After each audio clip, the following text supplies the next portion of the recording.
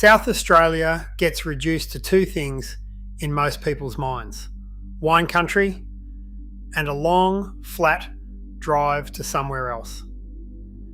Adelaide, the Barossa Valley, and the empty highway out to Western Australia. What sits beneath that flat landscape and inside its limestone caves has produced some of the most significant archaeological evidence found anywhere on the continent, including the oldest bone tool ever discovered in Australia. Stay for the final site. It holds a fossil record stretching back hundreds of thousands of years and is still actively producing discoveries today. If you are new here, let me know where you're watching from, as well as this channel covers ancient Australian history that most people were never taught. Subscribe now, because South Australia has been hiding more than anyone gives it credit for. Warratyi. In 2011, a local resident in the northern Flinders Ranges stumbled across a rock shelter while looking for somewhere to relieve himself. That accidental discovery turned out to be one of the most important archaeological finds in Australian history. Archaeologist Giles Ham of La Trobe University, working with the Panaramitee people, excavated the site and published findings in Nature in 2016 that pushed the known occupation of Australia's arid interior back by 10,000 years to approximately 49,000 years ago. Before Warratyi, the accepted position placed people in the central desert around 40,000 years ago. That position could no longer hold. The shelter produced the oldest bone tool ever found in Australia, a sharpened point dated to between 38,000 and 40,000 years old. It produced the earliest confirmed use of ochre pigment in the country, at approximately 49,000 years. It produced the earliest hafted, meaning handle-mounted, tools found anywhere in Australia or Southeast Asia, dated to roughly 38,000 years. And among the bone fragments on the shelter floor was a piece of Diprotodon optatum, the largest marsupial that ever lived, roughly the size of a hippopotamus. People were interacting with the largest animal in the country 49,000 years ago in a shelter most Australians have never heard of, 550 kilometres north of Adelaide. Kunalda Cave. On the Nullarbor Plain, in one of the most remote and featureless landscapes in Australia, a cave system descends deep beneath the flat limestone surface. Inside, on the soft cave walls, are thousands of finger flutings, lines drawn directly into the rock with human fingers rather than painted or carved. The flutings at Kunalda have been dated to more than 20,000 years old, making them among the oldest confirmed art in Australia. What makes the site genuinely strange is the depth at which they were made. The artists who created these markings worked in near total darkness, far from any natural light source, navigating a cave system that drops steeply underground. They were not creating these marks where anyone could casually walk past and see them. Reaching the flutings required deliberate, sustained effort in complete darkness, using fire to light the way.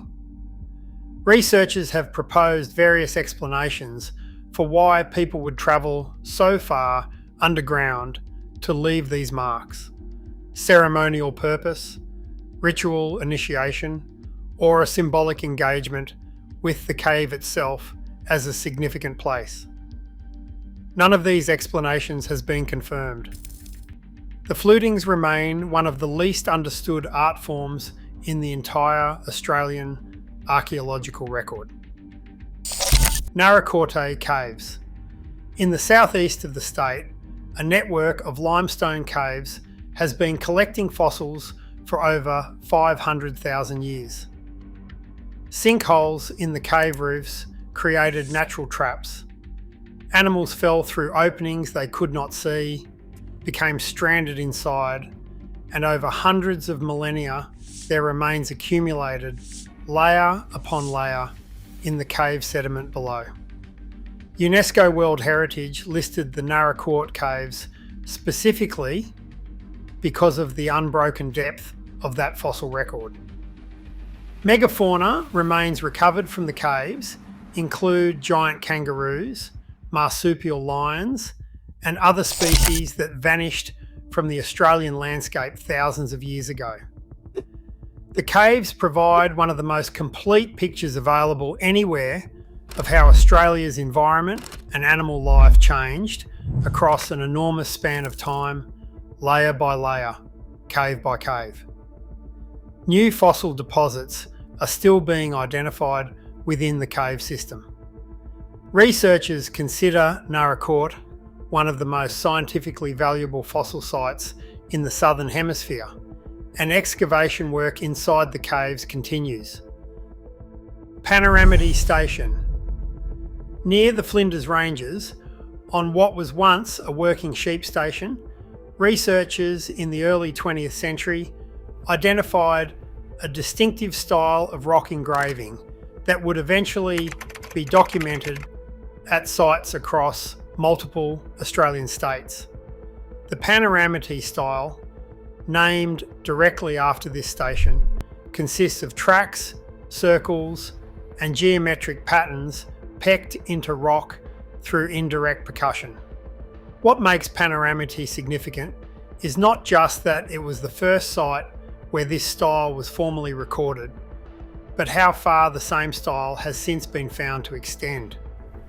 Identical or near identical engravings have been documented in Central Australia, New South Wales, Queensland, and Western Australia. Researchers have confirmed Aboriginal people were producing this style of rock art from at least 13,000 years ago, and the tradition continued in some form into recent history. Early theories proposed that Panaramitee was a primitive precursor to more sophisticated rock art styles. That theory is no longer accepted. Modern research shows the style coexisted with more complex figurative art for thousands of years, suggesting artists were choosing between visual languages rather than slowly evolving toward a single superior one. South Australia is, quite literally, the place that gave this entire continental tradition its name. By this point, a pattern is forming across this state that most people never expect. If you want the rest of the series covering every Australian state in this depth, subscribe now.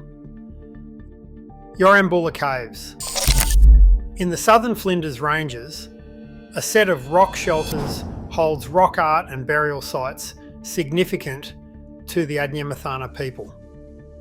The paintings include hand stencils, animal figures, and geometric patterns layered across the shelter walls, with some sections believed to hold ceremonial significance still actively recognised by the Adnyamathanha today. The precise age of the Yurbula paintings has not been firmly established through direct dating, but their stylistic connection to other Flinders Ranges sites, including Warratyi, only a short distance away, places them within the same ancient cultural landscape that has produced some of the oldest confirmed evidence of human occupation anywhere in Australia. South Australia is not the empty stretch of highway most people drive through without stopping. It is a state holding the oldest bone tool found in Australia, art made in total darkness more than 20,000 years ago, a fossil record spanning 500,000 years, and the very origin point of a rock art tradition that stretched across an entire continent. If one of these sites surprised you? Leave it in the comments. Share this with someone who thinks South Australia is just wine country. And subscribe for more ancient Australian history that the highway signs never mention.